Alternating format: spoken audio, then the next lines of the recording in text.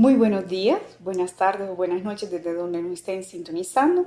Hemos llegado por fin al capítulo número 17, el cual realmente es un excelente componente del capítulo anterior, capítulo número 16, y que realmente son extremadamente importantes. Y más este capítulo realmente yo creo que es fundamental. Como una sugerencia ya desde el inicio de este capítulo, les pido por favor que ustedes vean toda la serie de los videos, ¿verdad? Hasta finalizar con el capítulo número 19. Realicen su protocolo de investigación.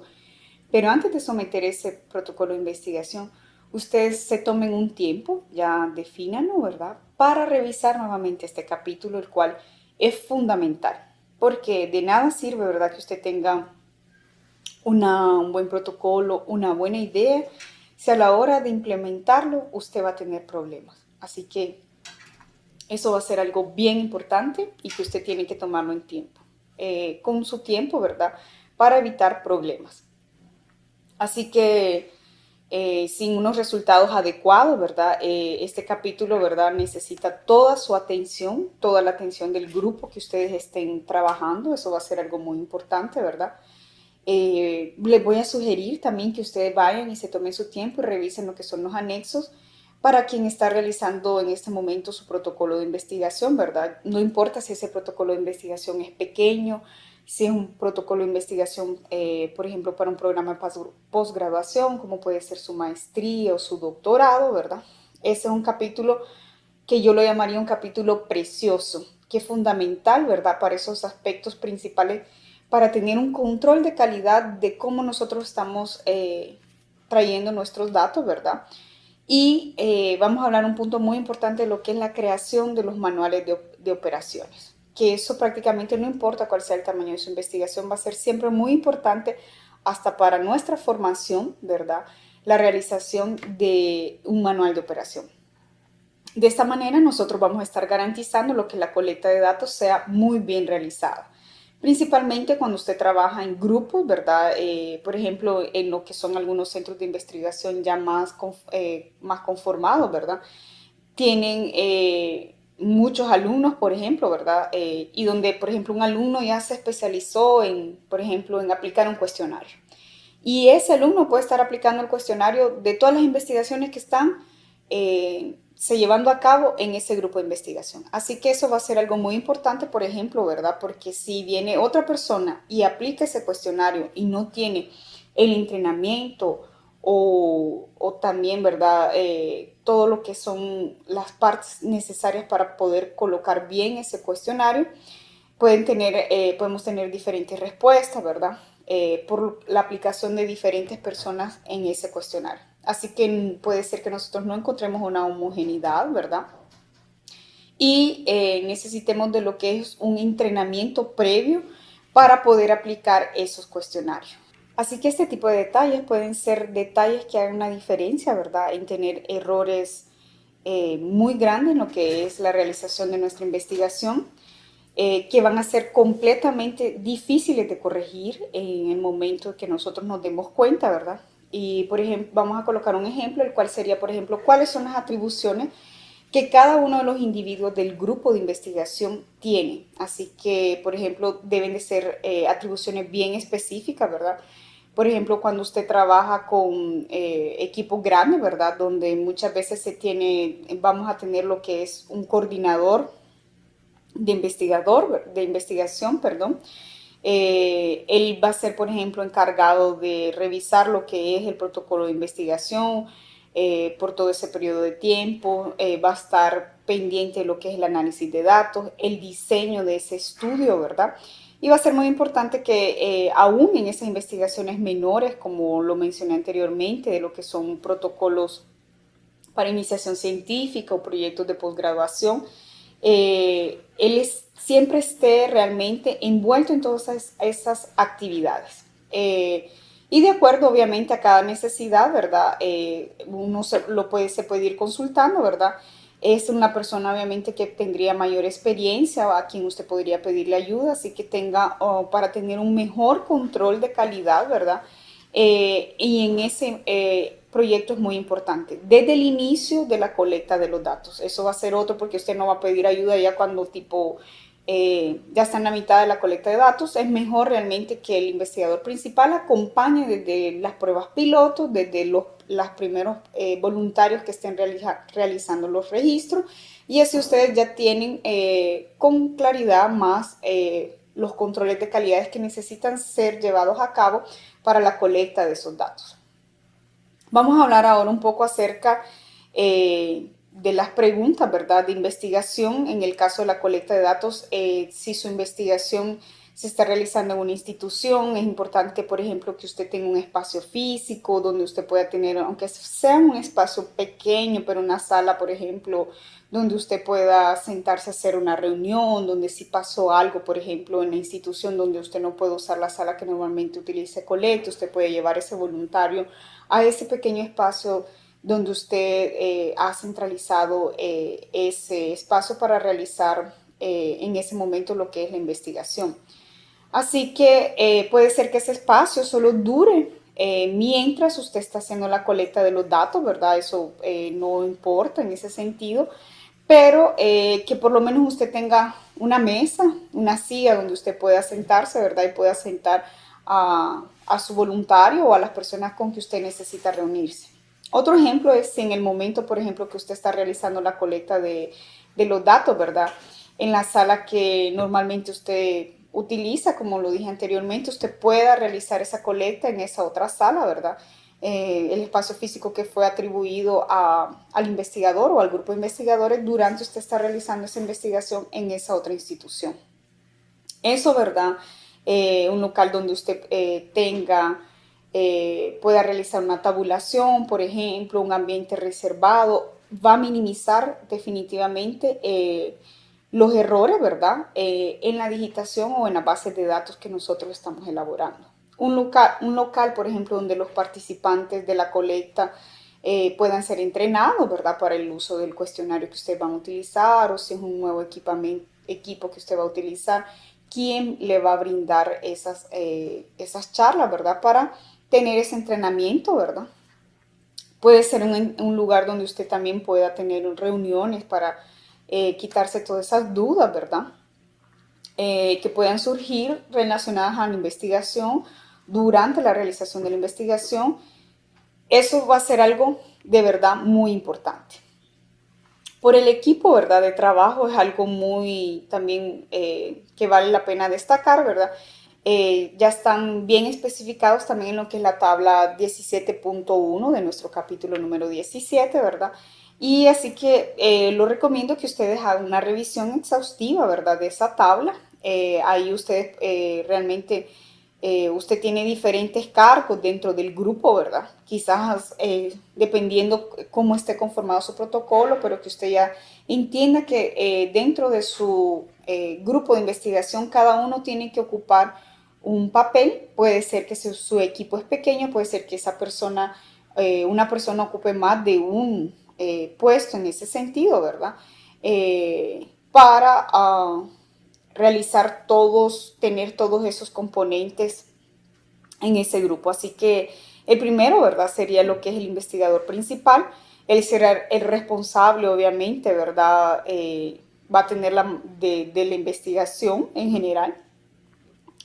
Así que él es el que va a escribir, va a escribir y revisar el proyecto de investigación junto con el primer autor, que puede ser algún alumno de maestría, doctorado o alguna persona que esté pensando en hacer una iniciación científica o su trabajo de el internado, del servicio social. Así que van a ser las personas que van a estar más en contacto para poder realizar esa parte, ¿verdad?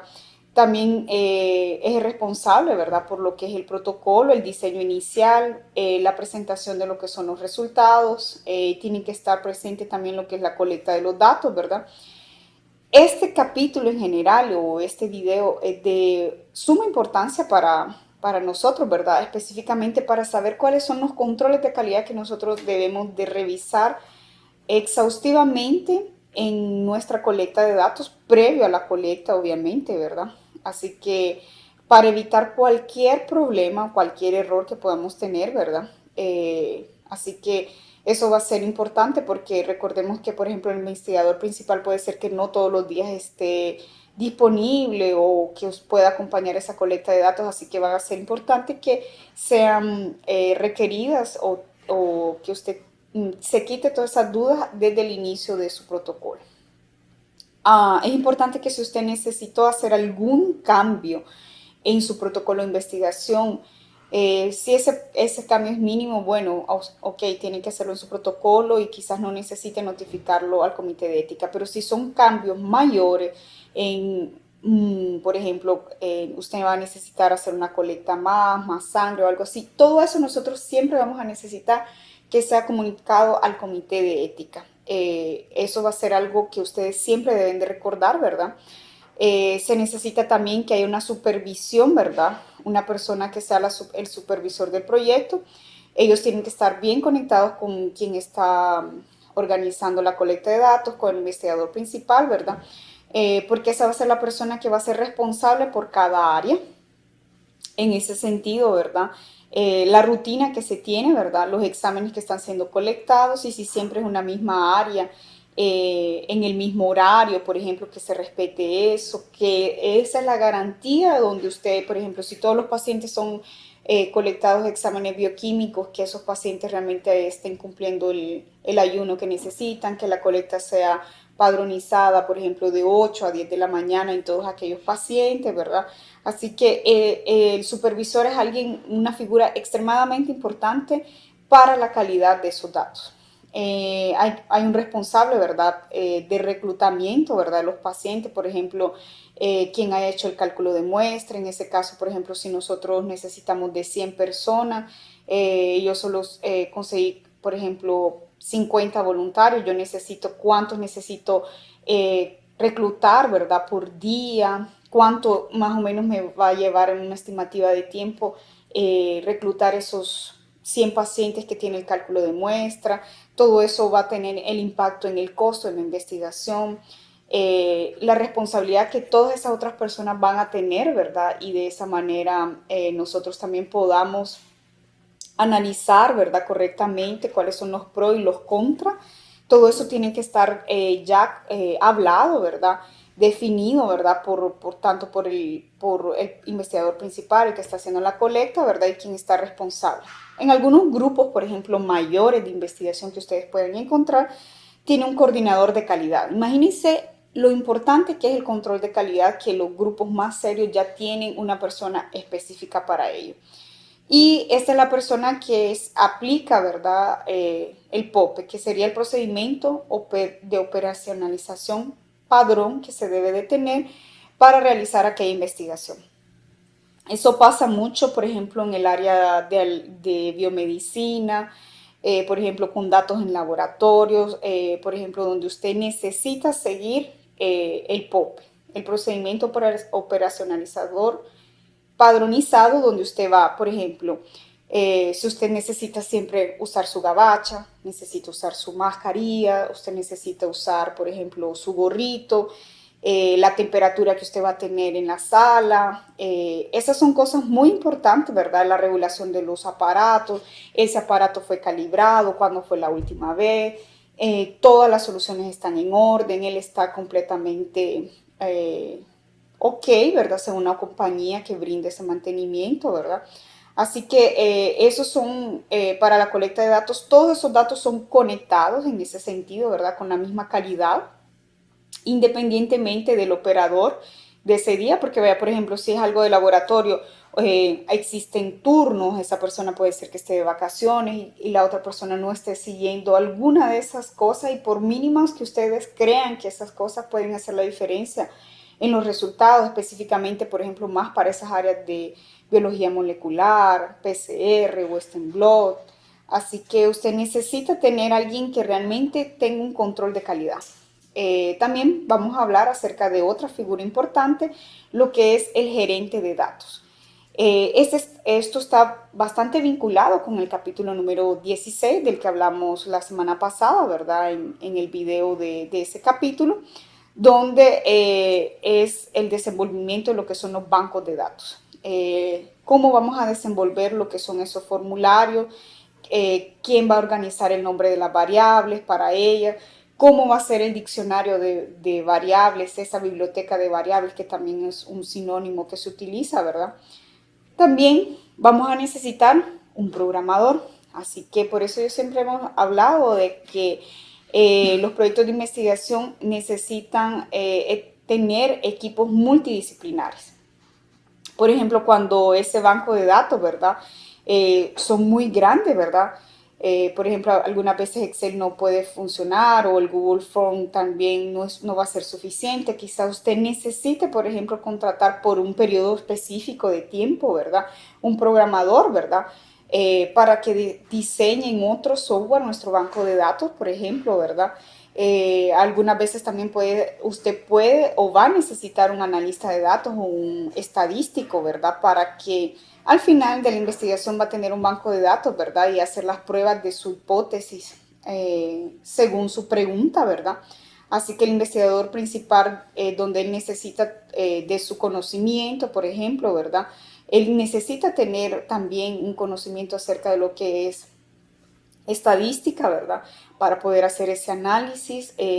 Necesita también, él va a ser el responsable de lo que es hacer su informe o relatorio, ¿verdad? Organizar toda esa información, describir los principales resultados, ese informe de resultados. En algunos casos también algunas investigaciones va a ser importante, ¿verdad? Que usted tenga una persona, por ejemplo, un asistente administrativo, ¿verdad? Ok, ese asistente administrativo va a ser de suma importancia porque, por ejemplo, él puede ser el que esté encargado de cuidar nuestra agenda, de cuando tenemos reuniones, cómo vamos a hacer esa administración de esa parte financiera, si hemos recibido fondos, por ejemplo, cómo usted necesita tener todo lo que son el respaldo de su factura, organización de la parte contable, ¿verdad? Y el administrador también tiene, obviamente, la parte es especialista en recursos humanos, ¿verdad? Entonces nosotros realmente él puede hacer un más detallado cuando nosotros necesitamos contratar por periodos específicos de tiempo, por ejemplo, un analista, cómo va a ser la descripción del perfil de ese analista, en esos centros de investigaciones mayores, ¿verdad? Donde cada uno ya va a buscar específicamente en todos esos papeles que nosotros necesitamos tener de personas responsables de los diferentes tipos, ¿verdad?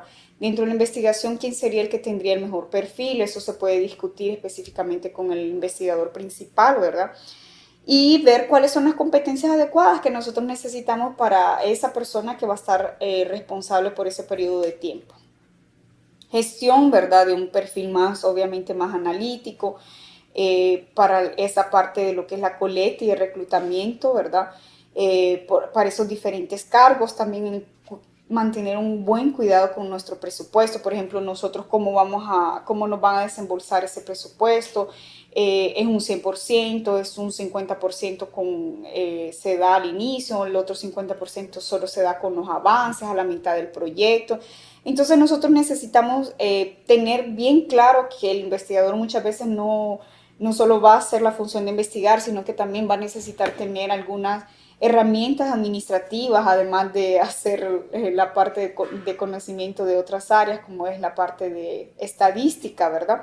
Así que son múltiples las competencias que desarrollar, recordando que muchas veces una persona va a tener que desarrollar dos o tres funciones a la vez y eso va a depender de los recursos, tanto humano, el talento humano que usted pueda tener o que usted o recurso financiero también para poder pagar esas otras personas y que hagan esas funciones.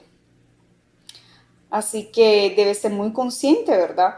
De las funciones que cada una de esas personas va a desempeñar para un control adecuado tanto de la investigación como de los controles de calidad.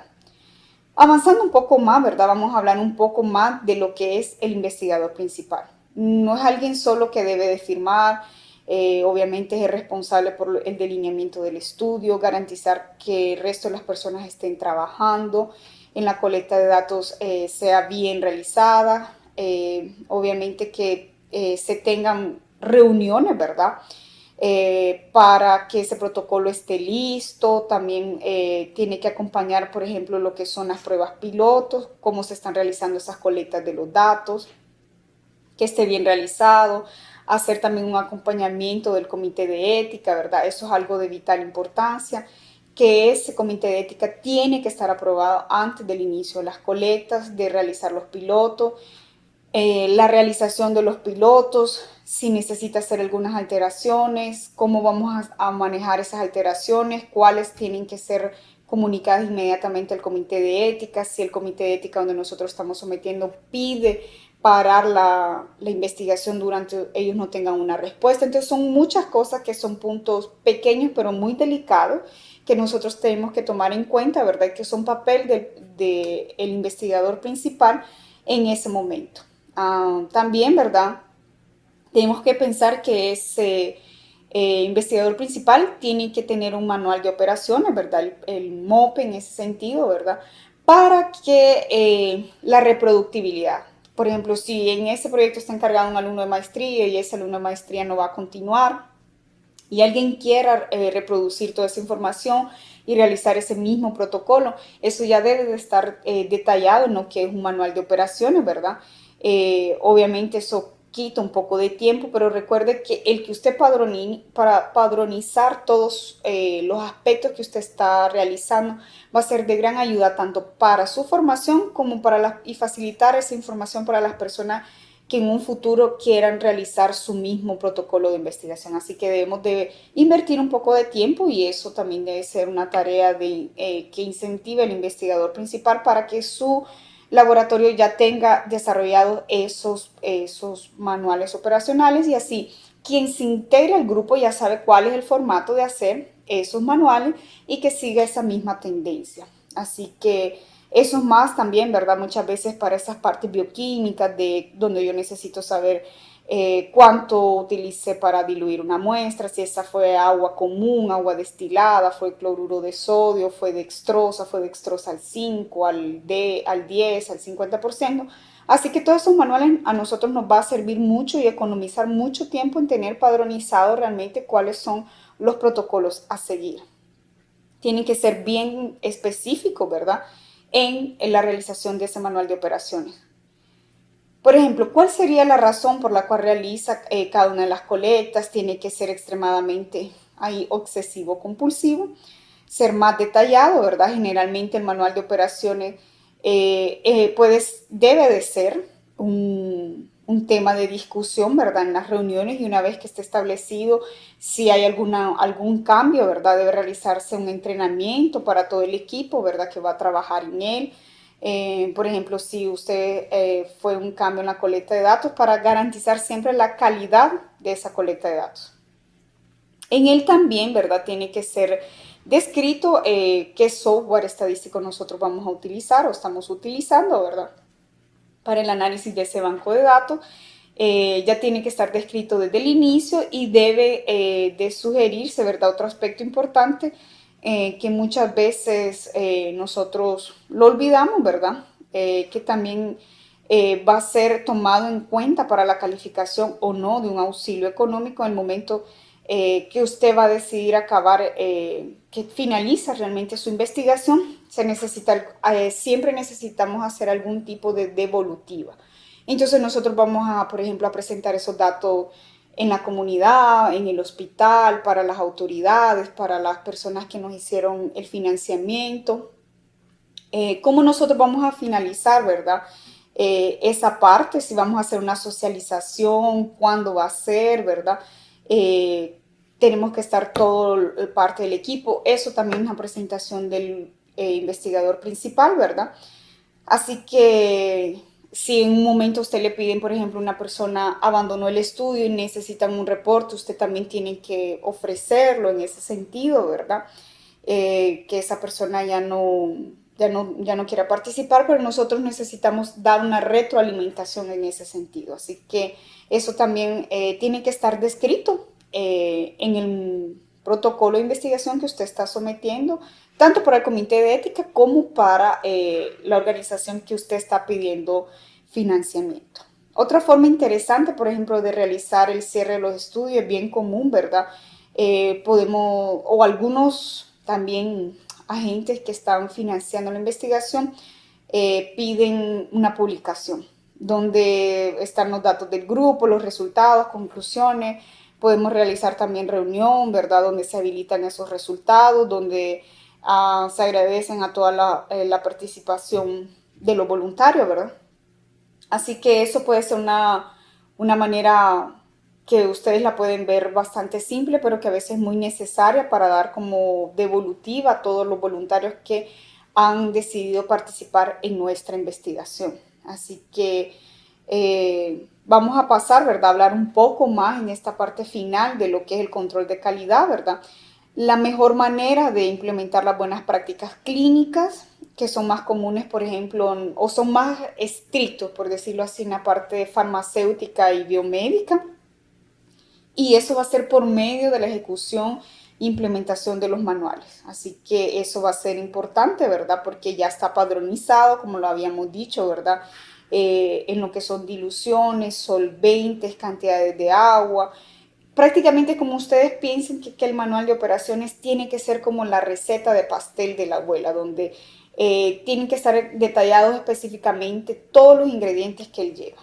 Así que, por ejemplo, en la colecta de una muestra biológica, ¿verdad? Debemos de tener en esa muestra biológica la identificación, nombre, fecha. Tenemos que padronizar qué volumen vamos a utilizar en los Epindorf, en los frascos que nosotros vamos a utilizar, si van a ser eh, micromoles, cuánto va a ser, ¿verdad? El tipo de frasco que vamos a utilizar.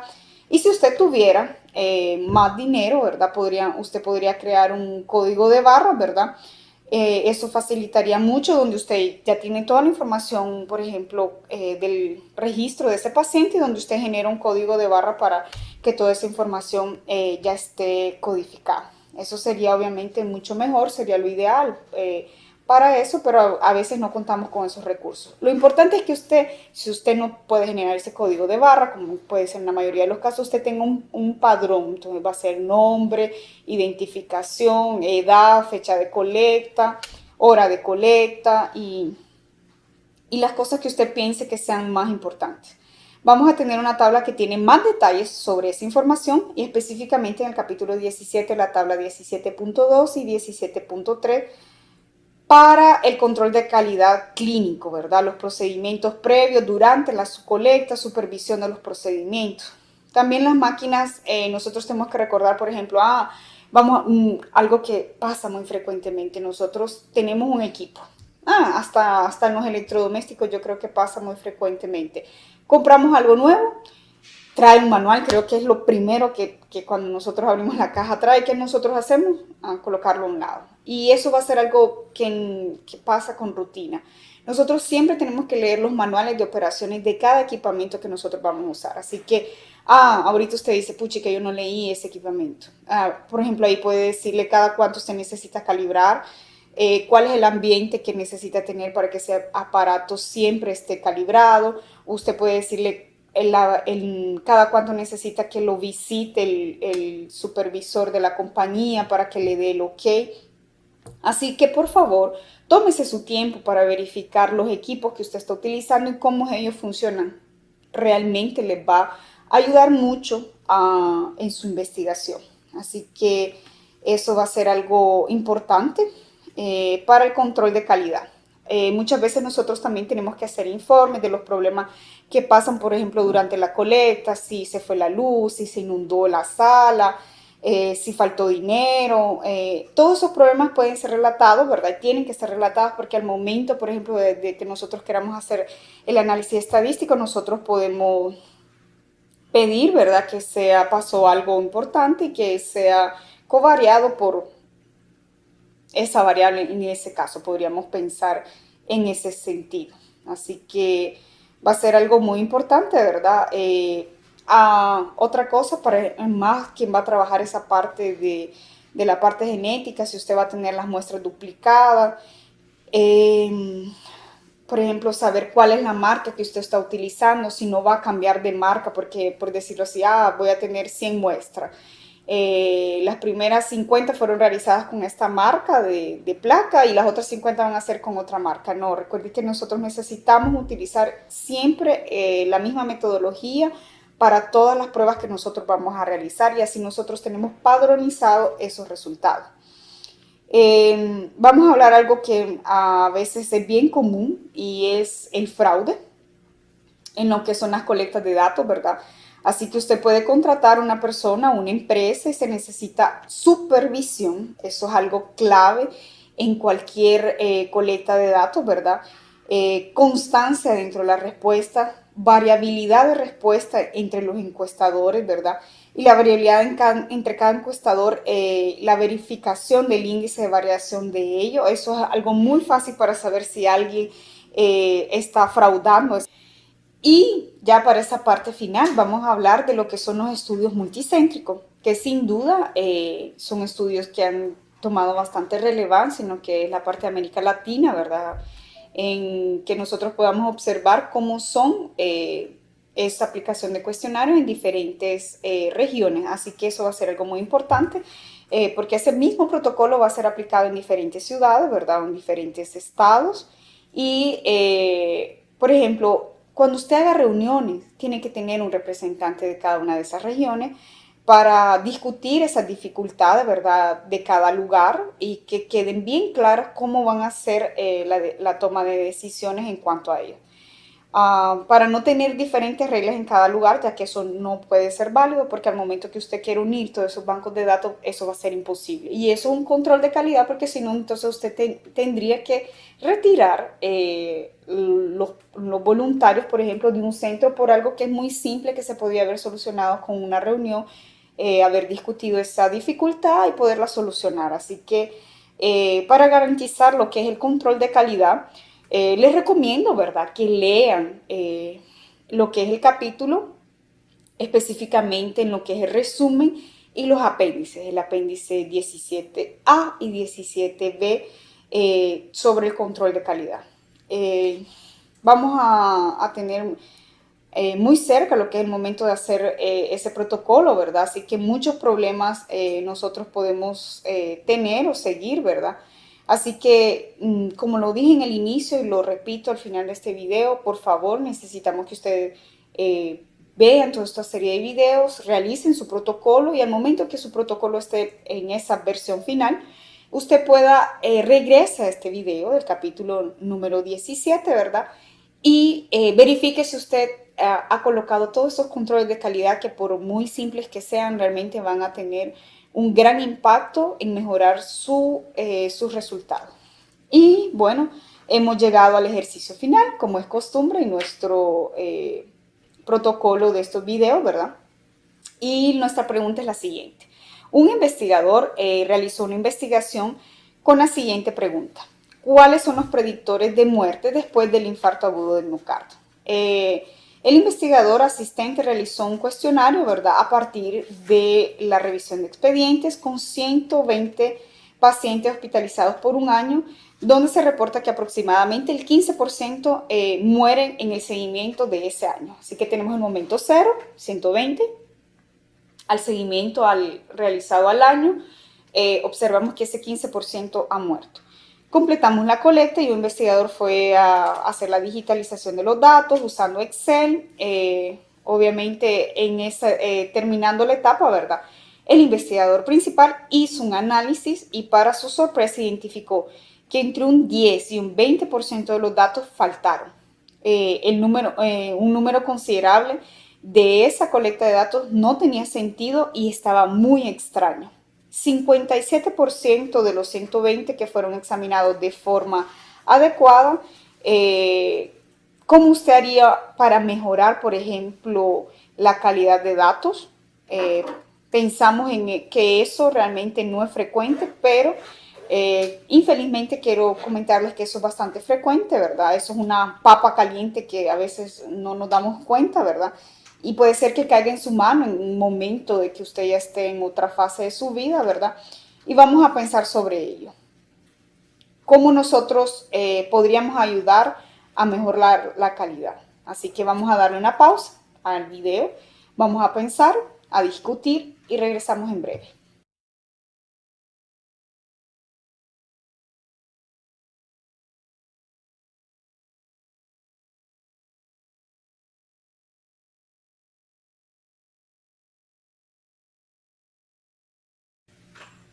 ¿Pensaron? Muy bien. Ahora, bueno, realmente eso, así solo vamos a intentar remediarlo.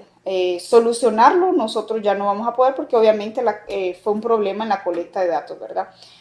Pero pensemos que eso es una consultoría, entonces usted queda abierto a tomar o no esa consultoría, pero vamos a pensar que usted no va a dejar esa consultoría, que usted sí va a tomar esa consultoría, la tomó, y vamos a enfocarnos en más o menos unos 7 o 8 opciones que nosotros podríamos tener para mejorar, remediar todos esos problemas que hemos encontrado al final.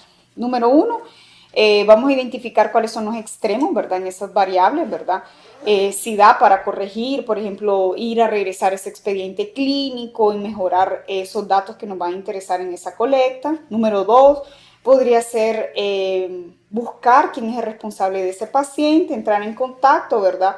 Y hacer una nueva reentrevista y ver cuáles son los datos que nosotros podemos recuperar con algún familiar, recordando que esos pacientes tienen una mortalidad del 15% al final del estudio. También podríamos hacer uso, ¿verdad?, de lo que es el registro nacional de su país para saber si esa persona está viva o está muerta y por lo menos ese desenlace nosotros podríamos mejorarlo en ese sentido. Otra opción podría ser que nosotros contratemos alguna empresa de servicio de localización si nosotros tenemos ese fondo para poder realizar eso, ¿verdad? Así que esa podría ser otra opción. Y podríamos también entrenar, ¿verdad?, lo que son los investigadores de diferentes, ¿verdad? Eso podría también nosotros ayudarnos a validar esa información. Eh, por mucho tiempo, ¿verdad? Eso también podría mejorar también. Está comprometido por el control de calidad. Nosotros tenemos que pensar muy bien en lo que es el control de calidad, protocolos que piensan bien en el protocolo de calidad, que está escrito en su protocolo, tienen más oportunidad de ganar financiamiento. Así que les dejo este capítulo, hemos finalizado, nos vemos en el capítulo número 18, hemos avanzado mucho, felicidades por llegar hasta aquí, un abrazo.